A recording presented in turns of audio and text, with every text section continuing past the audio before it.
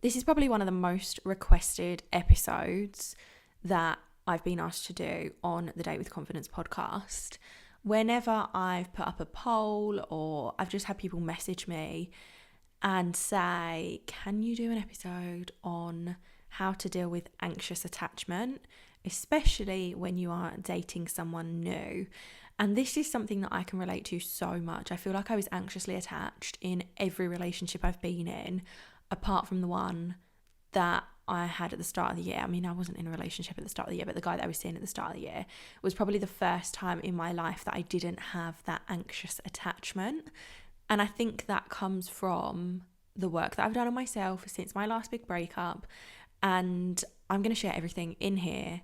I'm going to share everything in this episode with you that I have done over the past 5 years to really reduce my anxious attachment, to work on letting go of those feelings of anxiety when dating someone new.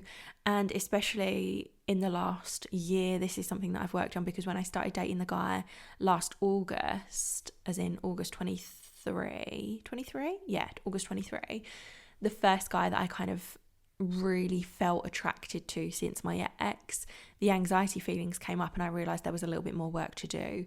And then once I recognised what needed work and I put in the work, then when I started dating the guy at the start of the year, I didn't have any anxious attachment feelings at all. So I'm going to share what's helped me, and in doing so, hopefully that is going to help you to overcome the anxious attachment when dating someone new.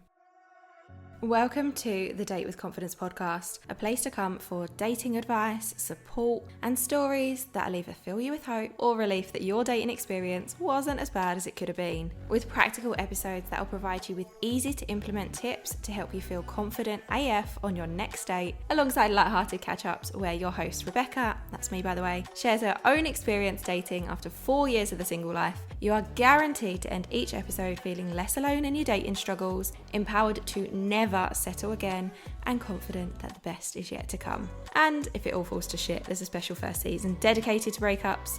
You are welcome, my friend. Subscribe, review, and share with your single friends. First of all, I want you to ask yourself, what are the feelings of anxiety telling you? Is it your nervous system screaming at you because they're not actually the one?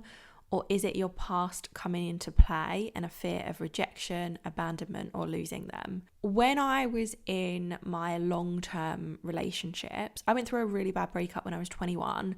I fell head over heels in love with this guy within, I don't know, like a couple of weeks of knowing him. Probably looking back on it now, you'd probably describe it as love bombing, but this was like 12 years ago and I'd never heard of that phrase before. We were both young. It was a really intense, fast-paced, happened very quickly relationship, and I fell head over heels in love with him. He told me he loved me after a few weeks. Like, it was so intense. And then literally overnight, he met his ex on a night out. I feel like I need to give you the whole story. So we'd met on a night out. I was like instantly like, oh my God, I fancy him so much. He got my number. We were texting all day, every day for a few days. This was in the lead up to Christmas. And then my best mate said to me, he was like, you do know he's got a girlfriend? And I was like, the fuck are you talking about? Like, what? Felt like my world had been crushed. I called him out on it and I was just like, look, I am not the girl that you're going to cheat on your girlfriend with. Like, that's not me. I'm not the other woman. Nothing is going to happen with us. So we saw each other again like a couple more times on nights out, and the chemistry was like undeniable. There was clearly a mutual attraction, and I was just like, I'm going to end up so hurt because I'm not going to be the reason that he ends his relationship. All this kind of stuff that you tell yourself. Like, I was like, this is so hard. I cannot keep seeing you on nights out because I like you so much and I know that I can't have you. I refused to be the girl that he cheated with. So then he ended his relationship. So he broke up with his girlfriend of like 2 years, broke up with her on like New Year's Eve, which is it's a shitty thing to do. But then I suppose in my mind, I justified it as they obviously weren't that happy. I don't know. Anyways, he ended his relationship. 2 days later, we went on our first date and things got serious really quickly. He said to me about us being official, and I was like, look, you've just come out of a 2-year relationship. Why don't you go and be single? Go and do what you want to do. If I'm still around when you've had your fun, then we can talk about being in a relationship. And he was like, no, you're the one that I want to be with you, all that kind of stuff. So we ended up in a relationship really, really quickly. And then it was like 3.5 months, at which point we were seeing each other all the time. We were looking at buying houses together. We were discussing mortgages. We had been on holiday together. Like, we'd booked a second holiday for a few months' time. Like, it was so fast-paced, so intense, like I cannot tell you. And I was like, I'd never known love like it. I was like completely obsessed with him, completely infatuated. He told me he loved me first. Like, it was wild. And then he went on a night out. I went out with my girlfriends in Brentwood. He went on a night out in Romford with his friends. And I was like, right, I'm gonna come and meet you. I'm finished with the girls. I'll come meet you at Romford, then we'll go home together. I text him when I get there, pull up in the cab, and he goes, don't get out of the car. And instantly my intuition is like, don't tell me not to do something. Like, what? You've told me not to get out of the car. That obviously means that I need to get out of the fucking car. So I get out of the car, walk into town, see him hugging his ex, and I'm just like, complete meltdown, world's over, what's going on? Walk up to him, I'm just like, what the fuck are you doing? Which, looking back, obviously they'd had a 2-year relationship that he'd ended so he could date me. Like, I was the villain, if you like, in this story. And basically I was like so upset with him. He was just like, seeing her has made me realise how much I love you and how much I want to be with you. I bought the bullshit until the following day when he was just like, it was the weirdest thing. And I promise you, like, there's a point to me telling this story. This is how my anxious attachment started. So I'm not just waffling on for the sake of waffling on. But there was a point where he was going to like a sports competition. So I knew I wasn't going to see him late that day. Had I stayed with him the night before? I think I'd stayed with him the night before. And then he'd gone to this sports competition. And then I messaged him and we'd planned to spend the whole weekend together because his parents were away. And I couldn't get hold of him. My phone turned itself off. My phone just like broke, wouldn't stop work, wouldn't turn on. And I was going out of my mind. And my intuition was like, you need to get to the house. Literally lost the fucking plot. Turned up at his house and she was there. She drove away as I got there. And he looked at me and he was just like, it's over. Like, I can't be with you. And my world just came crumbling down. And it was really in the space of like a 24-hour period where my entire life just changed from what I thought it was going to be. So I'd had this really intense relationship with this man that I genuinely thought I was going to marry. Like, we were talking about weddings, we were talking about mortgages, about buying a house together because he wanted to move out, I wanted to move out. Like, it was so fucking fast. It was this emotional roller coaster. And then overnight, this life that we had been planning together just disappeared. And he got back with his ex, and then obviously we stopped talking. And I found that really hard because we were talking all day, every day. I saw him as like my best friend, which I know 3 months, it's not a long time, but it was that level of intensity. And because that happened so quickly, when I then went into future relationships, I constantly had in the back of my mind, oh my God, it's going to end overnight. Like, the past is going to repeat itself. I'm going to be abandoned. They're going to leave me. It's going to hit me like a ton of bricks. I'm not going to know it's happened. And I was telling myself these stories for years. So every relationship I was in since, I mean, I had a couple of smaller relationships where I was the one that decided that I didn't want to be with them anymore. I was like, no, you're actually not for me. So I was fine in those relationships. I didn't have that anxious attachment like I did then when I had my next long-term relationship with my with the bad breakup that I went through a few years ago. we were like friends with benefits, best mates, living in the same house, fucking occasionally, for like a year and a half. Then we ended up in a relationship for 5 years. We were official for 5 years. So that was like 7.5 years of me being like, 3 months after we initially started sleeping together, I knew that I was in love with him. And I remember messaging my mate and just being like, what the fuck am I going to do? Like, I love him. How am I going to deal with this? But throughout that 5-year relationship, I was constantly terrified that he was going to leave me. And I was in this like anxious, codependent, fearful energy for a good like 60-70% of the time, I'd say. There were times and there were periods where I did feel really secure. There were moments where our relationship was incredible, where I felt safe. But then in the back of my mind, I was always like, but I've been this happy before, and then my world came crashing down. So a lot of my anxious attachment came from the past. However, when I started dating the Am I Delusional guy last August, that I believe the anxiety that I felt, I couldn't eat, I couldn't sleep, I couldn't concentrate, my body was a nervous fucking wreck. And I believe that was my nervous system and my intuition telling me, this is not the guy for you, this is going to end in tears, he is not the one.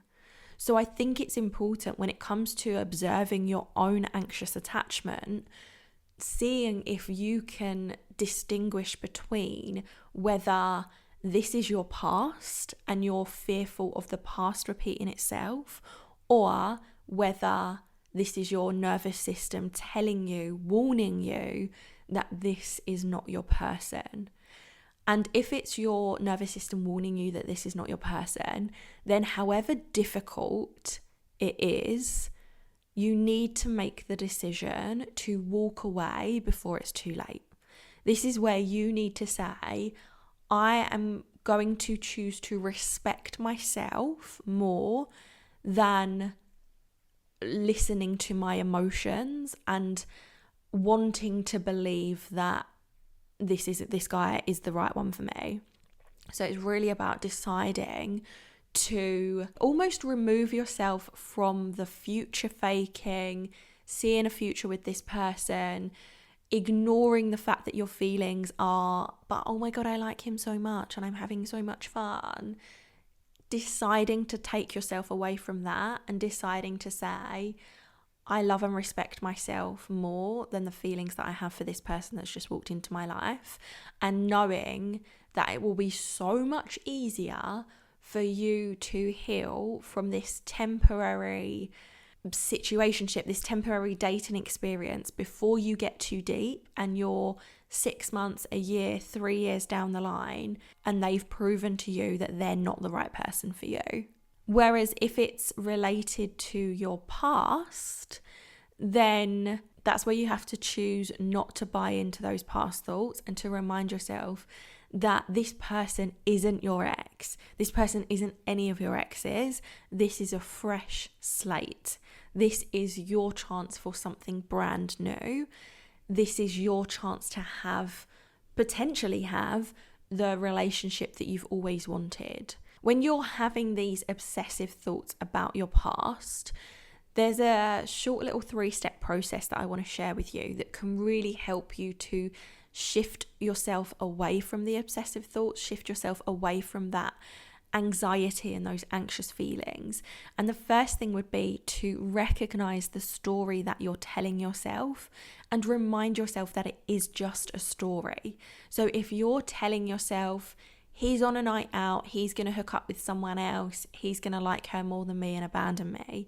Or if you're telling yourself, he hasn't texted me back, that means he's not interested, he doesn't want to be with me.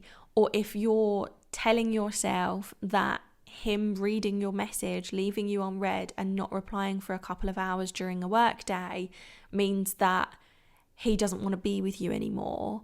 Any of these thoughts that are going round and round in your head, see them as stories. Say, these are stories that I am telling myself. And then when you observe them as stories, you can choose to switch your thinking to a new thought. So you can say to yourself, I recognize this is a story.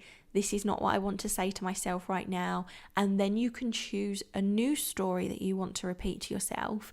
That could be something along the lines of, I can handle anything life throws at me, to get you back into that empowered, confident state of, I've got this. I know how to take care of myself. I can get through anything, so that in worst case scenario, if the history did repeat itself, you know that you can handle it. Or alternatively, you could change it to something along the lines of, I'm choosing to believe we're starting a fresh slate and this person isn't the same as my ex. I'm choosing to believe history won't repeat itself. I'm choosing to look forward to my future and to believe that too good to be true means it's meant for me.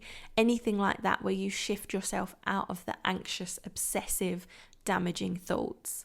And then the third part of this 3-step process is to do something to ground you again so that you're more at peace in your body. Anxiety comes from when we're up in our heads, when we're overthinking things, when we're over-analyzing, when we're replaying situations over and over again in our mind. It's when we're so focused on the future and possible terrible outcomes for the future, outcomes that might hurt us or make us feel upset or anything like that. It's when we're obsessively thinking about the same things, when we're so caught up in our head, we're not in our bodies. So what you want to do is to ground yourself back into your body. And you can do this with energetic practices like EFT tapping, breath work, meditation. Even taking a few deep breaths can get you out of your head and get you feeling more peaceful in your body. When you're at peace in your body, those anxious feelings like heart palpitations, that need to send the paragraphs of messages, or that need to impulsively text them so that you get a response, or whatever these feelings of anxiety are convincing you to do, those feelings dissipate, they disappear. You end up feeling more peaceful and more calm in your body, which helps you to think from a lot more logical mindset, which helps you to act from a more logical space rather than with impulsivity or anxiety, as it were. So then I also want to remind you to be kind to yourself if you are feeling anxious. Anxious attachment is so common for so many of us, especially when we've been hurt before, especially when we are worried about being alone forever, or when we are so eager to be in a relationship. It's so normal to have this anxious attachment. And when you start dating someone new, especially if they are not like anyone you've dated before, so if they're a genuinely nice person, if they're doing all the right things, if they're making you feel good, if they are thoughtful, if they're responding to your messages, it's so natural to then go, oh my God, this is what I've always wanted. It's too good to be true. I'm going to lose it. Or to have that fear of losing it, and that can cause the anxiety. It's a natural human response, and I want to remind you to be kind to yourself when you are feeling anxious. There is literally no point in beating yourself up or berating yourself for having these perfectly natural feelings. What you can do instead is remind yourself it's okay to feel this way, your feelings are valid, and then to choose to do things that remove that anxiety. So the process that I just shared, the change in your story, the grounding back into your body, and self-care is vital in these moments. So do things that make you feel good, that take your mind off the anxiety and that don't allow you to react from that place of being anxious. One of the key things to work on when you are someone with an anxious attachment is working on your not enoughness. So anxiety can come from the fear that you're not good enough, therefore they will leave you. And I experienced this a lot, especially in my last big relationship. I put my ex on a pedestal. I thought he was so much hotter than me. I repeatedly asked myself, how on earth have I managed this? Why on earth would he want to be with me? He's so much hotter. People love him. It was a lot about looks, really. I just felt like I can't believe that I have managed to hook him, if you like. Like, I can't believe he's with me. I spent a lot of our relationship not understanding why he was with me, and a lot of that was to do with my not enoughness. And it was from the anxiety that he was going to leave me, because I felt about him the way that I'd felt about the first guy that really broke my heart. That short relationship where it ended overnight. Also felt like he was too good for me. I felt like he had a better job than me. He was hotter than me. He just on all levels, I had that, like, I can't believe he's with me. And I felt like that about my last big relationship. I felt like I wasn't enough. So if you relate to that and if you feel the same way, I really want to encourage you to work on your not enoughness and ask yourself, why do you feel like you're not enough? Whose voice is telling you that you're not enough? And is it ultimately the truth? And I can tell you now for a fact, you are enough. You are enough as you are. And for the right person, they will see that. And just because somebody chooses not to be with you doesn't mean that you are not good enough. It just means that they are not your person. So really work on believing that you are enough as you are, that you will be an amazing person, that your person can't wait to spend the rest of their life with you. And at the same time, when it comes to working on your not enoughness, work on increasing your confidence and your inner strength. Because when you're anxious about them abandoning you, it could be because you don't trust that you could cope without them. And I very much experienced this again in my last relationship. It was a very codependent relationship. I felt like I cannot cope with life if I'm not with them. I felt like I'd never be able to handle being on my own. I felt like I would never be able to deal with a breakup. I relied on him to be the source of my happiness. And I very much felt like if our relationship was good, I was good. If our relationship was going through a rocky patch, I was an absolute fucking mess. And I lived in that constant state that I would be abandoned and that I couldn't cope with being abandoned. You need to get yourself to a place where you know that no matter what life throws at you, you can handle it. And now I'm at that space, so knowing that whether it's a breakup, whether it's something going on with my business, whether it's losing someone in my life, however much it will absolutely fucking suck and it will hurt and it will be hard and it will be painful, I know that I have the strength to get myself through anything I need to in life.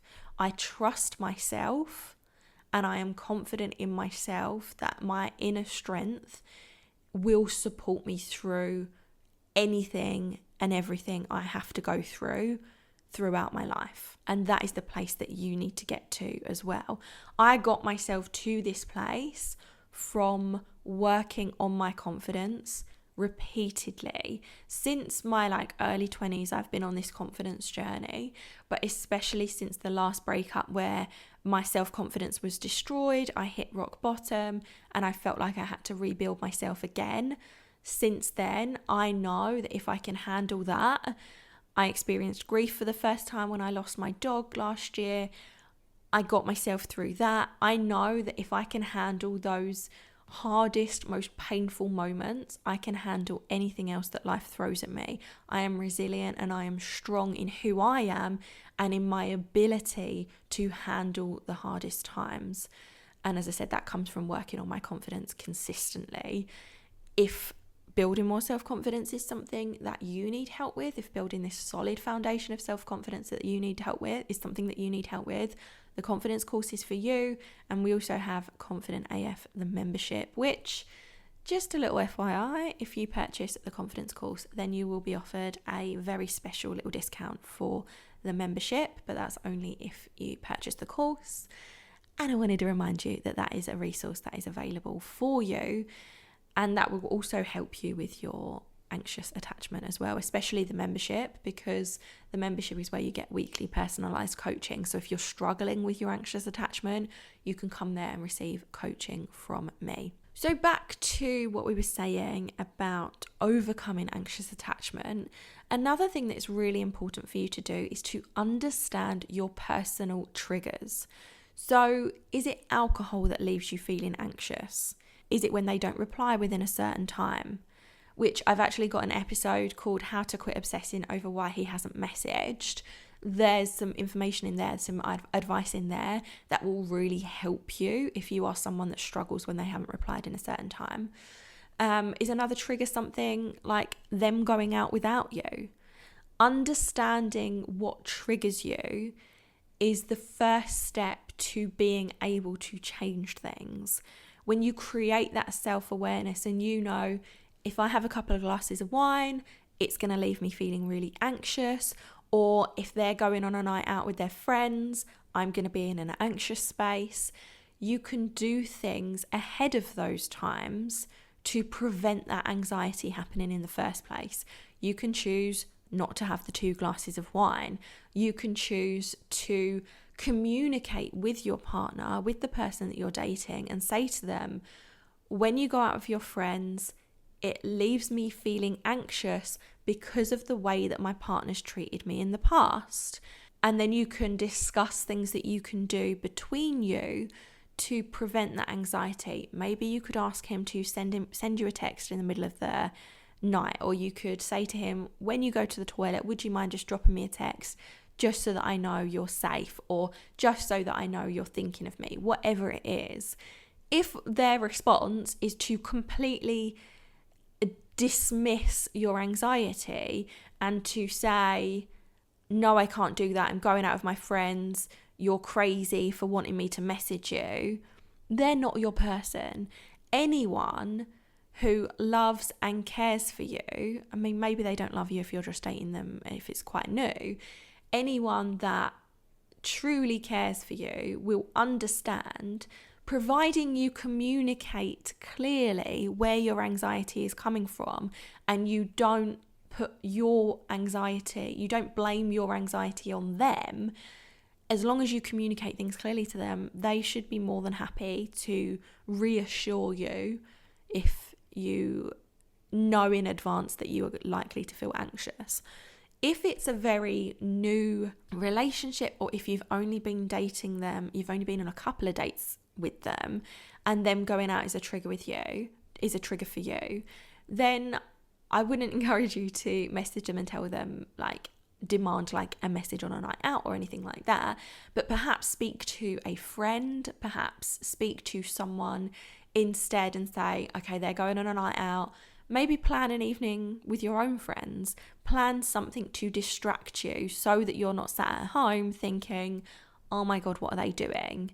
Because that's going to put you in an unhealthy state. When you have control of your actions, so you obviously can't control their actions, but you have control around what you do for yourself to take yourself out of anxiety or to prevent the anxious feelings coming up in the first place. And it's really important that you understand that them living their life doesn't mean they don't want you in it. This was something that I struggled with so much in my last big relationship, because I felt like when he was always going out with his friends, when he was doing things without me, I felt like that meant he didn't want to be with me, because all I wanted to do was spend time with him. And then I realised that was my own anxiety around being abandoned, and that was my own desire to spend as much time with him as possible. Moving forward now, I completely understand that that them living their life doesn't mean that they don't want to be with me, and I wouldn't want to be with someone who wouldn't let me live my life. I very much want to be with someone who has their own life outside of me, who socializes with their friends, who sees their family, who does whatever they want to do with their life, because I expect when I'm in a relationship to still be able to live my life, to be able to see my friends. I would want space to do stuff on my own. I wouldn't want to be with someone who wants to do stuff with me all the time and doesn't want to do anything outside of our relationship. So reframing that in your mind as well, and understanding that just because they want to see their friends without you, or because they want to go and see their family without you, or they just want a day to themselves, doesn't mean they don't want to be with you. It's a really hard mindset shift to create for yourself. It's taken me a very long time to accept that and to reframe that in my own mind, but it is so crucial to help you with your anxiety. And then if you are feeling anxious, you can come back to that new mindset shift and remind yourself it's okay for them to live their life without me. At the same time, it's okay for them to have parts of their life that I don't exist in. It's not about you not existing, because obviously they'd talk to their friends about you and stuff like that, but they need their own space, their own life outside of you. I also believe it's important to talk to the person that you're seeing about your anxiety and about how you're feeling, but not too early. This is a mistake that I made when I was dating the delusional guy, because we dated for 3 weeks. So we went on 5 dates within those 3 weeks. It was a very rapid experience. And I mean, after the first date, I wasn't even really sure whether I liked him. And started the second date and I was like, oh, I don't think I like him. And then by the end of the second date, I was like, oh my God, I'm obsessed with you.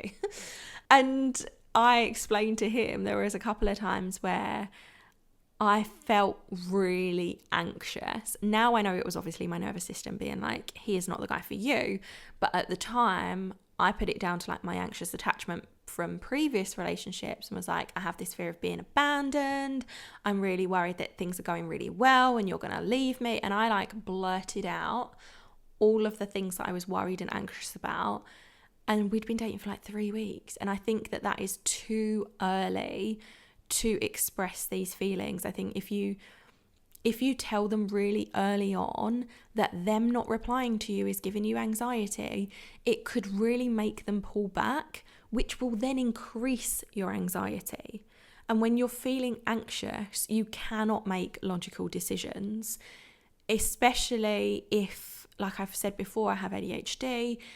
It makes me impulsive, it makes me reactive. And I've learned to control that impulsivity and the reactivity. But when you are in that anxious space, you can behave in that same impulsive way because you're so desperate to hear from them or for them to tell you that they like you or for them to reassure you. And this is when you're more likely to bombard the other person with messages, or you might jump in with telling them how much you like them really, really quickly because you want them to say it back to you subconsciously. Even if you don't logically think this, subconsciously your mind is like, if I tell them how much I like them, they're going to say it back to me, and then my anxiety can relax because I know that they feel the same way. But when you jump in really quickly, the other person can find it so overwhelming, especially if you're only just getting to know each other. So if you're just getting to know each other, you've been on 3, 4, 5, 6 dates, and you message them, say, I really, really like you. If it's not, especially when it's over message, I think it can be a bit more intense. Whereas if it naturally comes up in conversation when you're with each other, it's different. But I guess what I'm trying to say in a like really roundabout way is that when you are in this anxious space, you can't make logical decisions. It's when you're more likely to blurt all this stuff out and potentially scare the other person off. So when you've been dating a while, it's okay to acknowledge your anxiety with the person that you're seeing. So I was dating the guy at the start of the year for a few months, and there were occasions where I felt anxious, and I expressed my feelings of anxiety, but I'd already processed it in my mind before I told him. So I had acknowledged, this is how I'm feeling, this is why I'm feeling this way, and I just expressed it so that I could almost explain my behaviour if my behaviour had been off.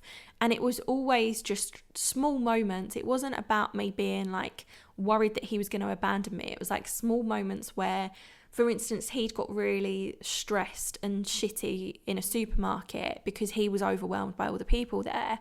Years ago in previous relationships, I would have taken his shortness as I'd done something wrong, I'd messed up, he hated me, he didn't want to be with me, and I didn't. I acknowledged that he was in a shitty situation. I reminded myself that I had done nothing apart from exist in the supermarket alongside him. Therefore, I hadn't done anything wrong. Therefore, I didn't need to tread on eggshells like I had previously. And then as we were driving in the car, I relayed my thought process and what was going on to confirm why I would gone quiet, why I was kind of quiet then, because I think he'd asked why I was quiet. So I confirmed what had happened and explained my thought process and how everything had unfolded in my mind. And in doing that, he then reassured me that no, I hadn't done anything wrong. But that's because we've been dating for a couple of months. That wasn't like 3 dates in and I was explaining that I was anxious because he hadn't texted me back quick enough. So yeah, talk to the person that you're seeing, but just don't do it too early because it can be really overwhelming for the other person to handle, especially if they also have no experience of anxiety, because they're not going to fully understand where you're coming from. When you're in an anxious spiral, I really want to encourage you to message your friends instead. So instead of messaging the person that you're seeing, message your friends, explain to them how you're feeling, tell them what's going on in your mind, or if you don't have friends that you want to open up to like that, you can join the Confident AF membership and you can drop a message in there and just say, this is how I'm feeling really anxious, I'm feeling overwhelmed, how do I deal with this? Don't put your anxiety onto the person that you're dating, especially in the early days, because it's not their responsibility to stop you from feeling anxious. It's yours. And the more you make it their responsibility by doing things like saying, you haven't texted me back, it's made me anxious, and then relying on them to stop you from feeling anxious by texting you back, you need to learn to regulate yourself and regulate your anxiety yourself. You can't always be relying on the other person to stop you from feeling anxious. And yes, when you're in a relationship, it is great. Like, my ex was really good when I was anxious, when I could vocalize my anxiety and the way that I was feeling. Not so much about anxious attachment within our relationship, but if we were traveling or if something had happened, if we were in a really busy place and I was feeling anxious, I could vocalize that to him. And for the most part, he was pretty understanding and would help calm me down. He would help help me through panic attacks, that kind of thing. He would relieve the anxiety in that sense. But then there were also times where he'd just be like, you're ridiculous, like sort your shit out. But yeah, talking things through with someone when you've been in a relationship for a while and sharing your anxiety, they can help you to feel less anxious. But in the early days, it's really your responsibility to coach yourself through that anxiety and to shift out of that anxious attachment phase, which, I mean, I've been sharing stuff throughout this episode that can really support you with that. And as you date for longer, you can start to share how you're feeling from a grounded place, not from the anxious spiral. And I think that is key. When you're in the anxious spiral where you're not thinking straight, as I said before, it can be very reactive, it can be very impulsive, you might lose your temper, it might be where you shift the blame onto them and you tell them that they're making you anxious or whatever it is. Whereas when you can move yourself through the anxious spiral and then get yourself to a grounded place and then explain what's going on, how I just explained in the story where I just said about the whole supermarket thing with the guy that I was seeing, I waited until I was in a grounded space to explain the anxiety that I'd felt and the anxious spiral that I'd been through. It was only temporary. It lasted maybe about 3 minutes because I can shift myself so quickly now because I've been doing this shit for years. Like I can so easily shift my mindset, shift my feelings, shift out of anxiety. And that is because I've been working on it for so long. I've got an abundance of tools that I can reach for, all of which you'll find in the confidence course. But I use all those tools still now on a almost daily basis if I need to shift myself into a much better state really, really fast. And when you start sharing from the grounded place, explain that certain things cause you to feel anxious and express that you may need extra reassurance from them sometimes. The right person will be so willing to offer this up without it being an issue. So when you can explain that from a place of neutrality, from a grounded place, and you say, look, there's moments where my anxiety takes over, my anxious attachment takes over because of my past, because of my fear of abandonment, because I'm scared that I'm going to lose you, whatever it is. In those moments, I may need to ask you for extra reassurance. Here are the things that you can do to reassure me. If you can outline the things that make you feel better, then the person you're seeing has a list of ways to support you, which will make things so much better for the both of you, because then he's not hunting in the dark thinking, oh my God, how do I fix things, and like potentially making it worse. And you're not in that space of, I've asked him to fix things, but he's not done what I need him to do. If you tell them in advance what you need from someone, when you are in that space, when you need that extra reassurance, they're going to much more easily be able to support you, which will strengthen your bond, I imagine. And as I said, the right person is going to be so willing to offer up this help, just as I would expect you to be willing to offer the same to them. And the wrong person will tell you that you are being ridiculous and that they do not want to provide that for you. And if that's the response that you're getting, then they're not for you, and you deserve so much fucking better.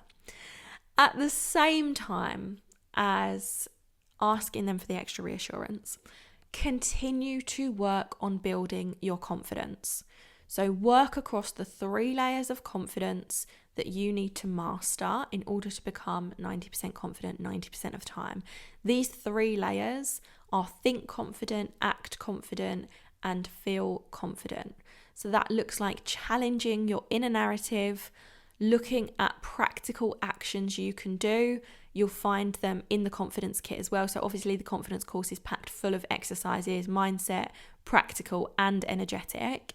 But if you're looking for just a taster of exercises that you can do quickly, then you can download the confidence kit for free in the description of this episode.